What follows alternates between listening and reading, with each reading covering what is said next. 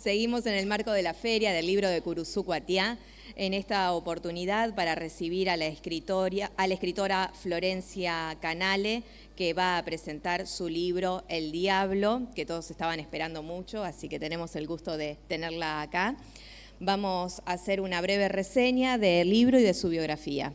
El Diablo es la novela que narra la vida de Bernardo de Monteagudo, un revolucionario de la historia argentina y Sudamérica, que ha sido injustamente ignorado.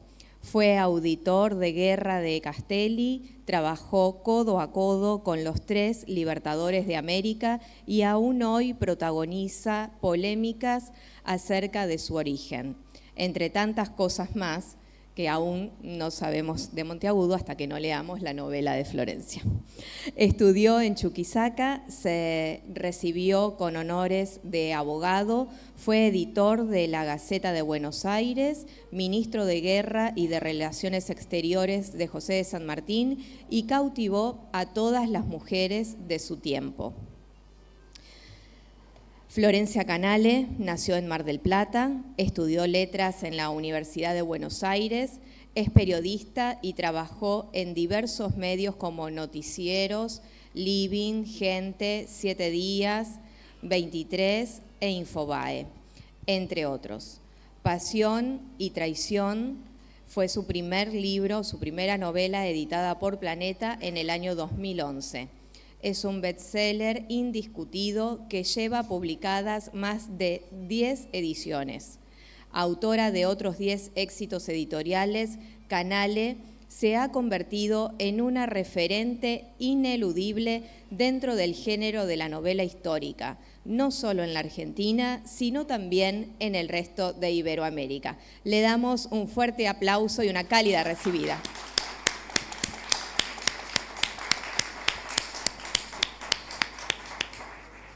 ¿Andará esto? Sí. Bueno, buenas tardes. Yo antes que nada quiero agradecer la invitación, el contacto y que pudiéramos hacer posible esta visita mía a esta ciudad que no conocía y que lo que ya fui viendo me cautivó. Y como, bueno, esta provincia es una provincia que yo he nombrado en algunas oportunidades y además en esta provincia nació José de San Martín, ¿no es cierto? Y por supuesto había ido a otros sitios, pero me faltaba Curuzú Cuatiá. Después hacia el final voy a hablar un poquito, vamos a conversar seguramente de Manuel Belgrano, un héroe tan querido seguramente por ustedes, pero hoy le toca el turno a otro héroe que tal vez no conozcan tanto, pero que seguramente terminarán por querer, o yo estoy sugestionándolos un poco, no se vean obligados, pero escuchen atentamente y si quieren lean El Diablo. Yo conocí a Bernardo de Monteagudo, que seguramente hay personas que sepan muy bien quién es, no es. Y si no saben muy bien quién es, seguramente ese nombre les habrá resonado y por ahí confundirán quién fue, qué hizo. Sí, Bernardo, por lo menos hay una calle, ¿no es cierto? Yo no sé si aquí en Curuzú hay también, ¿no ven? Yo vengo de Tucumán, nació en Tucumán. Ayer llegué a Buenos Aires de Tucumán, hoy estoy aquí. Pero bueno, lo que yo creo es que, no solamente lo creo yo, sino que bueno, ha sido un héroe bastante ignorado, borrado, silenciado, corrido a un costado. Tal vez descubramos juntos qué es lo que pasó para que a Bernardo de Monteagudo se lo escondiera debajo de una baldosa o se contara poco, cuando fue un hombre primordial para el proceso independentista del país, que por supuesto todavía no existía, y de Sudamérica, ¿no? Entonces, qué notable que no ocupara aún ese lugar de relevancia que merece. Bernardo nació en Tucumán en 1789. Incluso el lugar de nacimiento se discutió durante mucho tiempo, si había nacido en Chuquisaca. Chuquisaca, soy Sucre, Bolivia. Si era boliviano, si era argentino, tal vez peruano, digamos. Se construyó seguramente un mito de este muchacho que murió muy joven, a los 30 y pocos años, preso de un asesinato y un hecho bastante confuso, que por supuesto yo no voy a contar demasiado. Hoy se dice spoilear, no voy a spoilear tanto lo que pasó, habría que leer. Igual, como ustedes saben, todos los hombres y las mujeres de los que yo escribo terminan muertos, o sea que no estoy diciendo nada bastante nuevo. Bernardo nació en 1789 en Tucumán y también se discutió durante mucho tiempo si era hijo del hombre que se decía que era o de otro hombre, porque ahora vamos a ir al asunto de la madre, que es lo fundamental. Madre hay una sola, padre, bueno, no sabemos, pero la madre fue Catalina Cáceres, una esclava mulata, y esto ya, digamos, para un muchacho que pretendía otras cosas de su vida, fue seguramente un estigma. Él logró vencer este estigma y se posicionó en el Olimpo de los revolucionarios, ¿no es cierto?, de América. Su madre, esclava de un cura del presbítero Troncoso, conoce al joven Miguel de Monteagudo, un muchacho que había llegado de España a hacerse la América, por lo que les estoy diciendo, un muchacho pobre, ¿no? No era un militar con galardones y con medallas, un muchacho pobre que logró abrirse una pequeña pulpería en Tucumán y que hizo lo que pudo para vivir, conoce a Catalina, se enamoran, tienen muchos hijos, el único que sobrevive es Bernardo. Por supuesto, hijo de mulata, mulato. Hoy diríamos que fue víctima de bullying, ¿no es cierto? Desde muy pequeño fue acosado por su color de piel, por su origen. Sin embargo, el pequeño Bernardo y luego el joven Bernardo hizo oídos sordos y pudo salir adelante igual. Hay cartas que los indican, cartas y dichos y documentos que Juan Martín de Pueyrredón, Cornelio Saavedra y otros hombres importantes, ya era grande Monteagudo, los indicaban como negro. Faltaba el negro de M, como ¿no? Negro, hijo de negra. Hay una carta conmovedora que yo transcribo una parte que él le responde, porque Juan Martín de Pueyrredón fue uno de sus enemigos, adversarios. En la carta Monteagudo le responde con una altura fascinante que sí, él era hijo de quien era hijo, y con todos los honores, orgulloso de ser hijo de quien era y que por eso era el hombre que era, ¿no? Quiero decir, seguramente muchos hombres en aquel entonces, el origen condicionaba a los hombres en el siglo XIX. Sin embargo, él logra estudiar en Chuquisaca. Chuquisaca era el centro de la intelectualidad, donde estudiaban, por supuesto, los jóvenes hombres, las mujeres todavía chicas, nones. Los hombres con dinero y con linaje, con escudos, algo que Monteagudo hijo no tenía ni dinero ni escudos. Pudo estudiar en Chuquisaca, se recibió a los 18 años de abogado y con honores, ¿no es cierto? Apenas recibido,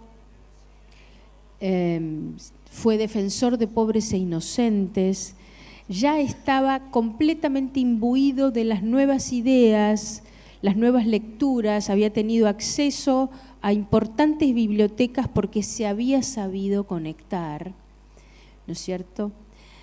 Y en 1809 integra las huestes revolucionarias en Chuquisaca, ¿no es cierto?, un año antes de nuestra revolución, de la que estamos nosotros, ¿no? El virreinato está tan, del Río de la Plata, tan orgulloso, estamos todos tan orgullosos del 25 de mayo de 1810. Bueno, Bernardo, que tenía apenas 20 años, participó en Chuquisaca de la primera revolución, ¿no es cierto?, de América del Sur. A partir de esa revolución empiezan a multiplicarse las revoluciones hasta llegar al Río de la Plata.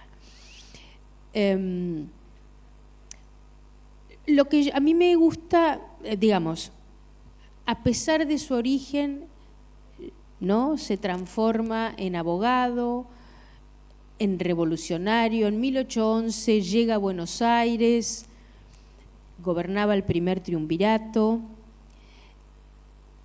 Por supuesto, el hombre fuerte del triunvirato era Bernardino Rivadavia, que ya había escuchado de mentas a este joven, a este muchacho con bríos, inteligencia y ofreciendo sus servicios, ¿no? Y lo toma, lo nombra editor de la Gaceta de Buenos Aires, aquel periódico inaugurado por Mariano Moreno. Se transforma él en editor. Podemos acceder a los artículos que escribió él, que son de una pluma superior, ¿no? Están publicados, o sea que si alguien tiene interés de ver cómo escribía Bernardo de Monteagudo, están sus artículos precisamente de la Gaceta. Hay un artículo, digo por lo original que era este muchacho, ¿no es cierto? Hagamos cuentas, empecemos. Pobre, mulato. Con todo esto logra estudiar, transformarse en un abogado brillante, llega a Buenos Aires, editor de la Gaceta de Buenos Aires. Y yo quiero rescatar la figura de la madre sobre todas las cosas. Esa mujer que vio en su pequeño hijo un niño despierto, curioso, inquieto, y lo ayuda, lo insta a que estudie. El niño aprende a leer y a escribir y demuestra que tiene hambre de conocimiento. Esa madre insiste en educar y criar con el conocimiento a ese niño humilde. Digo, esto es ¿no? Estamos haciendo como un paréntesis, ¿no? Pensemos en que Bernardo de Monteagudo logra una movilidad ascendente, una práctica del siglo XX, estamos hablando principios del siglo XIX, por esa madre que lo insta a estudiar. El estudio hace que Bernardo de Monteagudo no termine siendo un pulpero, un muchacho, un peón, digamos, por su origen. Esto era algo que iba a suceder, ¿no? Las diferenciaciones sociales en aquel entonces eran brutales. Logra esto, llega a Buenos Aires, es editor de la Gaceta de Buenos Aires. Entre sus escritos hay uno que me gusta destacar para que vayamos viendo la categoría de caballero en el que nos estamos fijando. Uno de sus artículos va dedicado a las mujeres sudamericanas, ¿no? Y no habla de las mujeres como madres y esposas, que eso eran, y a mucha honra en ese entonces. No andaban las mujeres desesperadas queriendo hacer otra cosa, ¿no? Seguramente alguna habría querido, y las hubo, ¿no?, que estaba incómoda con esta situación. Sin embargo, Bernardo de Monteagudo las sindica como fundantes y fundamentales para la revolución. No solamente las mujeres dueñas del hogar, sino con capacidades para acompañar en la revolución a sus maridos, a sus prometidos, a sus hijos, a sus padres, a quienes fueren, ¿no? Esto le da ya, las mujeres quedan impactadas en Buenos Aires con Bernardo de Monteagudo. Y aquí entra la parte humana de este hombre, que fue un gran mujeriego. Esto no quiero devaluar su figura pública, porque no se distraía, no quedaba tomado por alguna falda y olvidaba que tenía que ir a dar un discurso, o olvidaba que tenía que montar a caballo o la mula para acompañar a Juan José Castelli después en el ejército auxiliar. El hombre podía todo, muchachos. Yo digo, ¿no? Porque a veces algunos, sobre todo los hombres, las mujeres siempre estamos encantadas con este tipo de hombre que puede todo, pero algunos, hablo del presente, quedan un poco inquietos si yo hablo del costado más íntimo de estos hombres. Yo no estoy borrando, ni minimizando, ni achicando la inmensa figura pública de estos hombres. Es más, contando que además tienen amores, desamores, problemas, apasionamientos, desbordes y demás, los hace aún más grandes, porque no quedaban desalentados de sus campañas, ¿no?, de sus labores públicas políticas. Que yo los baje del bronce, de la estatua, del monumento, los hace mucho más interesantes y mucho más importantes. Volvamos a Monteagudo, que ahora viene la parte buena. Por supuesto, en Buenos Aires rápidamente supo ubicarse, supo conectarse, ¿no? Seguramente que Rivadavia lo viera y lo colocara en ese sitio de editor, y que rápidamente él además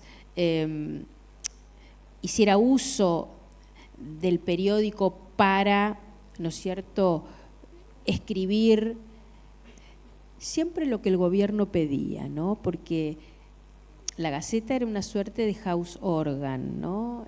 Se escribieran la información que el triunvirato, estamos hablando de 1811, después va a venir el segundo triunvirato, pero él ya se habría ido en un momento, digamos, porque los egos y las disputas de poder han sucedido desde que el mundo es mundo.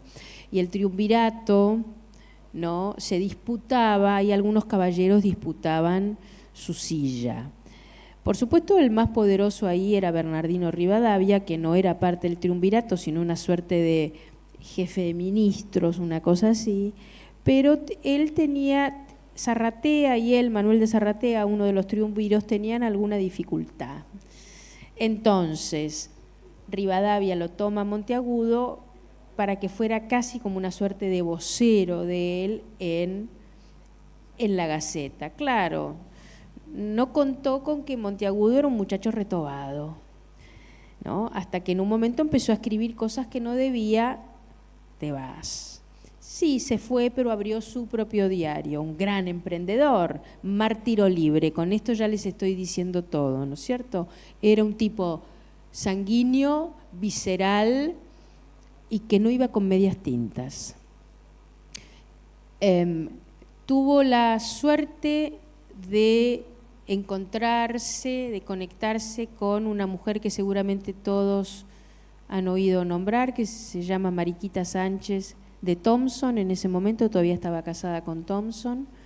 Lo adopta, eran bastante coetáneos, no es que fuera ya una señora, uno la imagina a Mariquita siempre anciana, ¿no? Mariquita fue joven y te la voglio dire.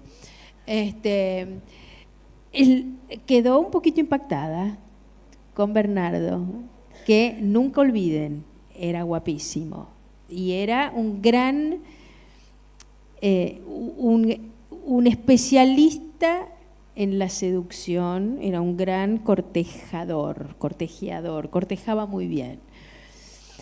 Bueno, quedó impactada, lo invitó, se transformó se transformaron en amigos íntimos. Porta. Y ella lo palanqueó, diríamos hoy, ¿no? Y lo conectó con quien había que conectarlo. Ella era una experta en esto. Y bueno, y empezó a juntarse con quienes debía. Por supuesto, integró la Sociedad Patriótica, una suerte de sociedad cultural en principio, pero era una sociedad secreta, donde en realidad lo que se discutía era altísima política. Y por supuesto pasaron los meses y llega marzo de 1812 y como ustedes sabrán, y si no saben yo les cuento, llega José de San Martín en la George Canning junto a otros caballeros, Carlos de Alvear, Sapiola, Álvaro Holmberg, ¿no? Una junta de muchachos que desembarcaron, de señores, porque San Martín tenía 34 años ya era un señor importante, claro, aquí no lo conocía nadie, ni el loro. Llegan, se instalan, hacen todo lo que había que hacer, por supuesto, que era instalar la Logia Lautaro en Buenos Aires, ¿no es cierto? Ellos llegan estoy casi como si estuviera dando una clase de historia, pero es una de aventuras, muchachos. Nuestra historia es la mejor historia del mundo, la historia argentina es la mejor historia del mundo y contada como una aventura, como una novela de aventuras, es realmente fascinante, porque esto es lo que fue. Nuestra historia no es una sucesión de batallas, de movimientos, de gobernadores que se aprenden de memoria.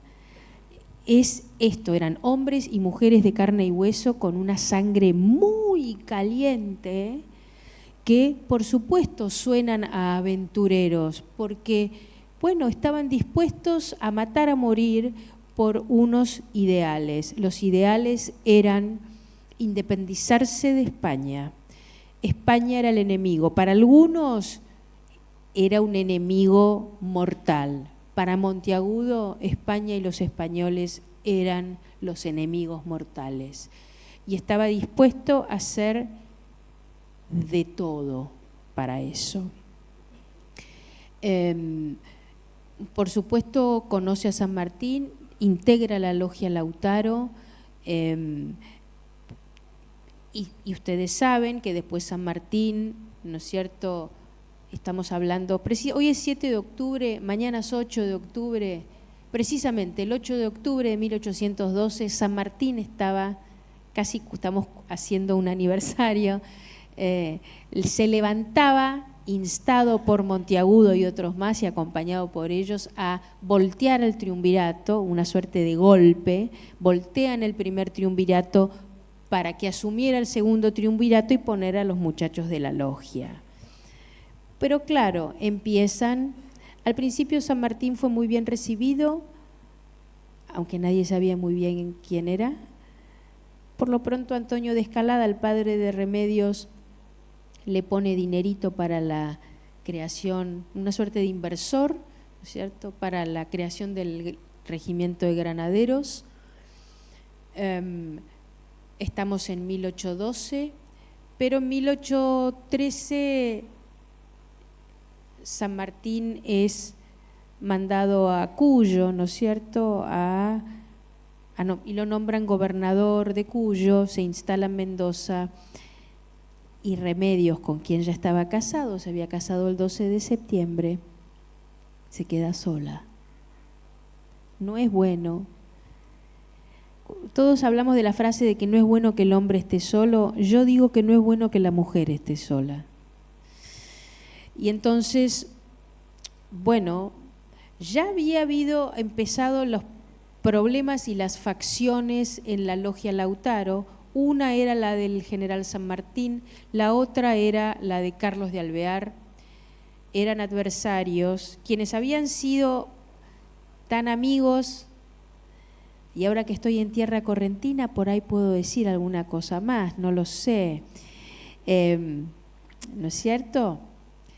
Lo que se discute y de lo que se habla a puertas cerradas y a no tan cerradas, aquí cerca en Yapeyú, ¿no? Lo de la India Rosa Guarú. ¿Qué opinan ustedes? ¿No se atreven o sí se atreven? A mí, por supuesto, y a mucha honra, ¿no? Bueno, pero eso por ahora lo dejamos al costado, porque quién sabe de eso yo vaya a hablar el año que viene. Pero bueno, las facciones de la logia estaban chocando. Ustedes saben que Monteagudo eligió la línea de Alvear. No voy a decir con esto que era parecido a Alvear, pero era más para afuera, más extrovertido, más... Alvear era muy complejo y además Alvear fue un traidor, ¿no es cierto? Habrá que leer El Diablo, tampoco voy a dar tanta información porque es una cantidad de información que hay que es fascinante de saber, porque entonces después uno entiende por qué hicieron lo que hicieron, quienes hicieron eso que hicieron. Entonces, bueno, Monteagudo elige la facción de Alvear seguramente porque era un hombre urgente, ¿no? Que necesitaba respuestas urgentes, no tenía paciencia. San Martín era un hombre más cauto, era un estratega más silencioso, era más grande, tal vez tenía otra experiencia, ¿no es cierto? Y además tenía realmente, iba detrás de ese plan que era emancipar a América del yugo realista y por supuesto que creía que la campaña debía empezar, digamos, la cercanía de Mendoza con Chile era ideal para empezar, ¿no es cierto?, precisamente esa cabalgata y esa campaña por los Andes para llegar a Chile y de ahí a Lima, al Alto Perú. Pero bueno, Remedios no tenía noticias de su marido,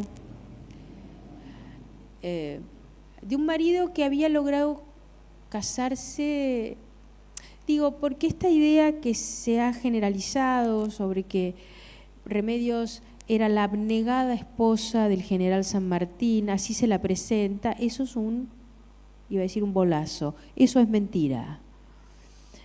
Por lo pronto yo quiero contarles quién fue Remedios de Escalada, una muchacha bastante desafiante para el status quo imperante. Por lo pronto se casó con José de San Martín. Eso era no para el padre, pero para la madre, una afrenta mortal. Los padres en principio no querían, ya había un candidato para Remedios. Remedios ya estaba prometida a Gervasio Dorna, un comerciante adecuado para el linaje de esta joven soltera casadera, ¿no es cierto? Ya habían hecho como hacían en aquel entonces, los padres se reunían, esta es mi hija, los muchachos, la pareja en cuestión, bueno, le dicen a Remedios, seguramente Remedios hace, no sé, pero había que acatar la orden del padre. Por lo pronto, hay alguien que intentó hacer lo mismo que no pudo con nuestro querido Manuel Belgrano. Pepa Escurra, María Josefa Escurra, la hermana mayor y aquí lo meto a Belgrano, que no tiene nada que ver, pero lo meto igual, la hermana mayor de Encarnación Ezcurra, que fue la mujer de Juan Manuel de Rosas, se había enamorado de Manuel Belgrano y Manuel Belgrano se había enamorado de ella. Claro, cuando ella le dijo a sus padres que se quería casar con Manuel Belgrano, los padres dijeron que no de ninguna manera. Y ella no pudo desafiar la ley del padre como sí pudo Remedios, porque Pepa Ezcurra se casó con un primo, la casaron con un primo. Manuel Belgrano seguiría su derrotero de conquistas amorosas porque otro hombre que las mujeres adoraban, ¿no? Digo por esta idea a veces que se trató de instalar, de que la calza blanca, la voz aflautada, no se casó nunca, nada, las mujeres lo amaban. Uno entraba a una tertulia, a una fiesta, lo que fuere, Belgrano estaba rodeado de todas las mujeres que lo adoraban. Y él a ellas. Otro hombre, un precursor que trae la educación de señoritas cuando se instala en Buenos Aires a fines del siglo XVIII. Después será Sarmiento quien lo ponga en práctica con las maestras y demás, ¿no es cierto? Pero quien trae la idea de la educación para mujeres es Manuel Belgrano. Yo me voy por las ramas y me pierdo. ¿Dónde estaba? Remedios. Entonces Remedios decide, cuando lo conoce a San Martín, cuando se cruzan por primera vez a la salida de misa en San Miguel Arcángel, queda impactada, después lo vuelve a ver. Dicen que San Martín dijo esta frase que a mí me gusta, cuenta la leyenda que la dijo, a mí me gusta creer en esa leyenda porque me lo hace un poquito más romántico y yo lo quiero a mi querido José, un poquitín romántico. Dicen que cuando la vio, él dijo, esos ojos me han mirado para toda la vida, los ojos de Remedios, ¿no? Bueno, Remedios se dejó conquistar por San Martín, se conquistaron mutuamente, ella fue a sus padres, pataleó, dijo, yo me caso con San Martín, de ninguna manera. La madre le dijo, con ese indio, con ese plebeyo, con ese no sé cuánto, de ninguna manera. ¿Quién es?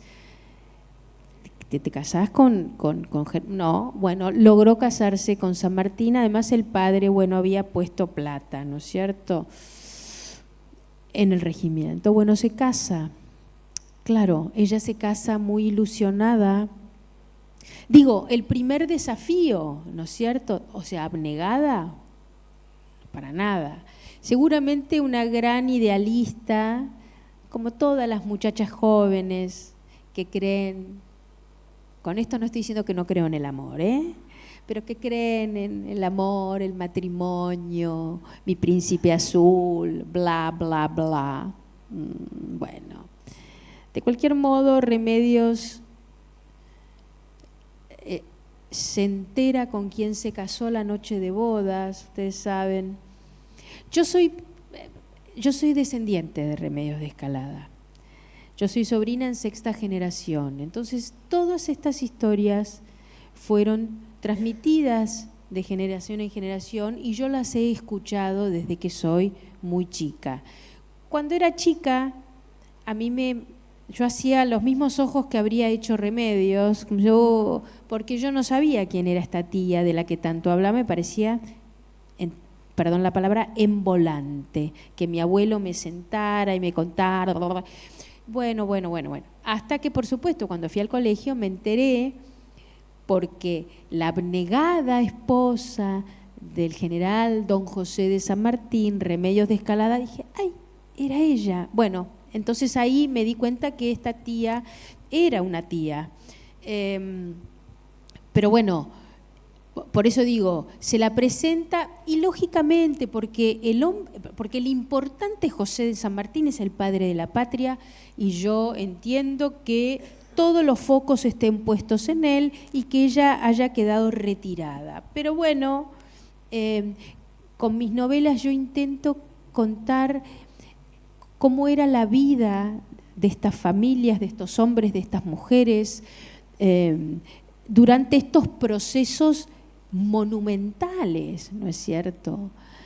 Remedios se enamora de este hombre, se casa, pero rápidamente se le desarma un poquito. La noche de bodas ella despliega sobre la cama su ajuar. Ustedes saben que las niñas, las jóvenes de clase social alta, en el siglo XIX, a principios del XIX, las mujeres de la familia, cuando se iba a casar esta hija, esta hermana o quien fuere, o esta sobrina, las mujeres le preparaban el ajuar un tiempo antes. Ese ajuar era algo importantísimo que la novia desplegaba, ¿no es cierto?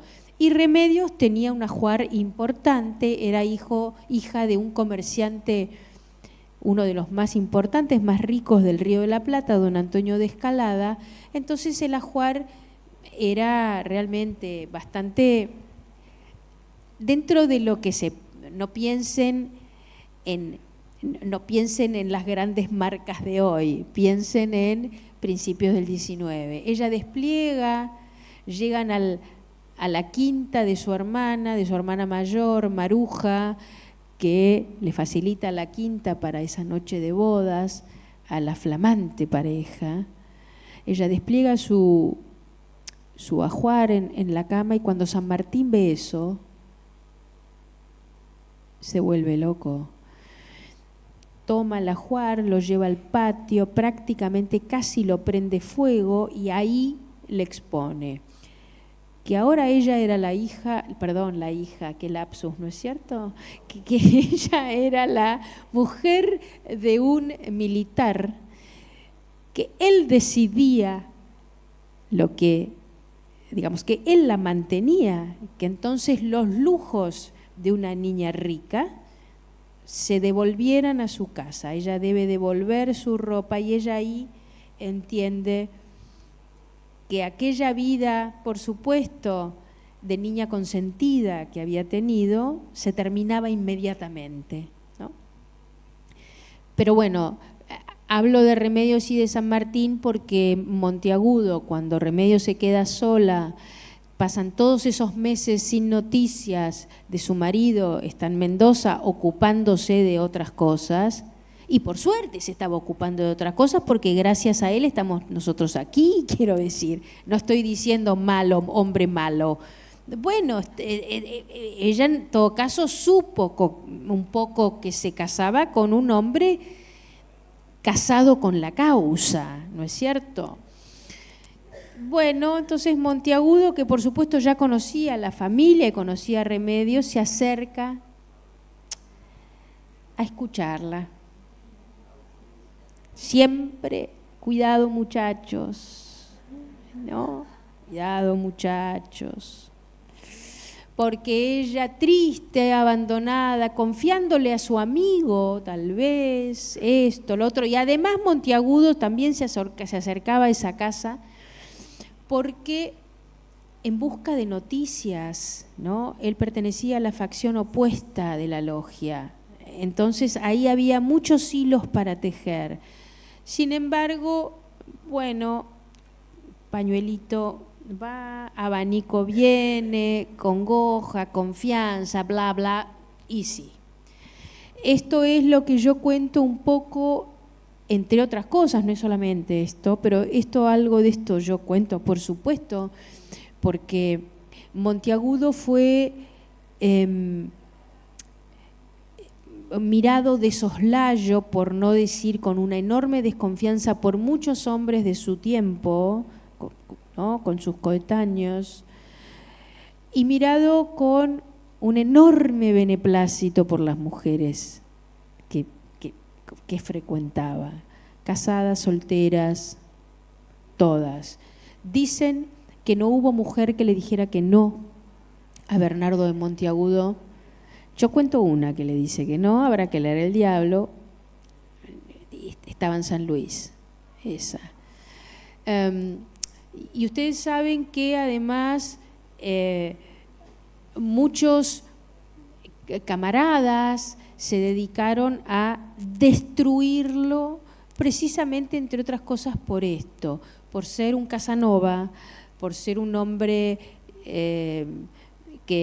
bueno, que le dedicaba la vida a levantar minas, diríamos hoy, a estar como distraído en estas cuestiones y nada más alejado. Ustedes saben también, yo estoy hablando hace 700 horas, bueno, yo voy a cerrar un poco con esto. Ustedes saben también que fue, por lo pronto, los primeros retratos de Bernardo de Monteagudo son de un hombre blanco, lo pintan gringo. Digo la operación, ¿no es cierto? Gringo, blanqueado, no voy a decir a lo Michael Jackson, pero más o menos, blanco. Tuvo que pasar mucho tiempo para que se descubriera un retrato que él se hizo hacer en Panamá. Ustedes saben que los hombres importantes, yo ya voy a terminar, me miran, los hombres importantes, digamos, era casi una, digamos, mandarse a retratar era casi como una tarjeta de presentación en aquel entonces. A las mujeres se las retrataba casi nada, a los hombres a casi todos. Manuel Belgrano se hace retratar en Londres, ¿no es cierto?, cuando se va a la misión diplomática con Rivadavia. Pero quiero decir, lo pintan blanco. Ramos Mejía, el doctor Ramos Mejía, que algo habrán escuchado hablar, una eminencia del siglo XIX, un doctor, escribe y publica a fines del siglo XIX un famoso libro que se consigue, viejo, por supuesto, hay reediciones, que se llama Las neurosis de los hombres célebres de Argentina. Le dedica 2 capítulos a Bernardo de Monteagudo. Uno de los capítulos se llama El histerismo de Bernardo de Monteagudo, la histeria. Ya habla Ramos Mejía de la histeria masculina, algo demasiado moderno, ¿no es cierto? Por supuesto, Freud ya circulaba, pero bastante igual. Qué obsesión la de Ramos Mejía, 2 capítulos a Monteagudo. Y en este capítulo del histérico lo describe como un hombre víctima de la sensualidad, de su propia sexualidad, como si hubiera sido casi un animal, ¿no es cierto?, con sus labios gruesos, casi que parece como fascinado por la figura de Monteagudo, y los indica a él como hijo de Príapo, que era víctima de priapismo. Seguramente no saben lo que es eso, yo voy a decir poquito. Un hombre que está encendido todo el tiempo. Monteagudo no era víctima de nada, porque realmente fue un hombre que sí le gustó mucho las mujeres, conquistaba mujeres, le gustaba, no se casó, sí, evidentemente tuvo descendencia. Quiero decirles que vengo de Tucumán. En la presentación se me acercó una señora grande a decirme que era que era descendiente de Monteagudo. Realmente para mí fue muy conmovedor, con una sonrisa, una señora muy, muy gentil, muy encantadora. Pero claro, para los hombres no solamente este era un problema, sino que fuera tan sanguinario, tan sangriento, tan desmesurado, tan urgente, tan pasional, ¿no es cierto? Muere en 1825. Por supuesto, quiero decirles que San Martín no se enteró de esto, de lo de con Remedios, ¿no? Se enteró de otras cosas, no importa, no voy a hablar de San Martín y Remedios, voy a hablar de Monteagudo. Monteagudo lo acompaña, es su ministro, después se transforma en su mano derecha más estrecha. Después San Martín, después de Guayaquil, nos abandona, se va a Europa. Y Monteagudo empieza una gira por América, termina trabajando con Bolívar, y el 28 de enero de 1825, una medianoche, en una calle de Lima, encuentran la muerte perpetrada por 2 mulatos. Se discutió mucho quién fue el que lo mandó a matar. Por supuesto se dijo que lo había mandado a matar San Martín, que lo había mandado a matar Bolívar, que lo había mandado a matar un marido harto de que le coqueteara a la mujer, por no decir otra palabra, otro verbo. Pero se confirma casi que quien lo mandó matar fue Sánchez Carrión, un cuando en el protectorado del Perú, cuando San Martín declara la independencia, luego un legislador liberal, enemigo acérrimo de San Martín y de Monteagudo, que pareciera que lo hubiera esperado a su vuelta a Lima para mandarlo a matar. Lo que sucedió después es digno de un thriller, la investigación, la búsqueda de datos, de indicios, la muerte extraña de Sánchez Carrión, después de la muerte de Monteagudo, que se dice que lo envenenó Manuela Sáenz. Elijo creer, me gusta creer que Manuela seguramente hubiera sido capaz de algo así, porque quería mucho a su amigo. Pero bueno, como verán, hay de todo en la vida, aunque corta, de Bernardo de Monteagudo, una vida intensa, pero que merece ser revisitada, puesta en valor, resignificada y, bueno, destapada, ¿no? Ha sido, bueno, como digo otra vez, silenciado injustamente. Yo veo que me miran. ¿Por ahí alguien quiere hacerme alguna pregunta o no? Gracias Florencia, estamos con poco tiempo, pero te estamos preparando una mesa allí en el bar literario, por si algunos quieren charlar con vos, y tiene los libros para vender, Tengo algunos diablos. Así que para firmar también, porque hay gente que ya tiene su ejemplar. Bueno, la directora de Cultura te va a hacer entrega justamente de un certificado por participación de esta feria y de un presente. Y seguimos aplaudiendo, ¿no?